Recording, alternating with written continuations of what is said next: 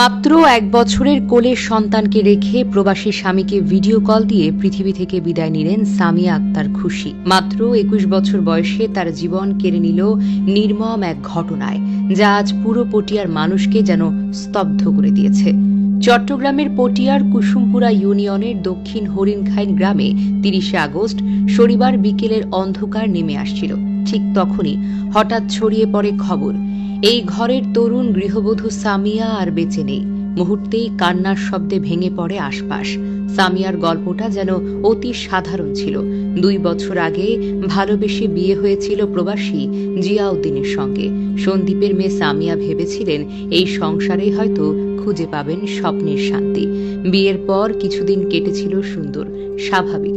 কিন্তু স্বামী যখন ওমানে চলে গেলেন, শুরু হলো দূরত্ব, শুরু হলো ভুল বোঝাবুঝি। দিনের পর দিন কথার ফাঁকে জমতে থাকে ঝগড়া। গতকাল বিকেলে সেই ঝগড়া আবার ছড়িয়ে পড়ে ভিডিও কলে। স্বামী স্ত্রীর কথার মাঝে বাড়ে তীব্রতা। এক পর্যায়ে সেই ভিডিও কল রেখে সামিয়ার নিস্তব্ধ হয়ে যাওয়া। মুহূর্তেই ভেতরে শেষ হয়ে যায় তার শ্বাস। স্বামী বলেন তিনি নাকি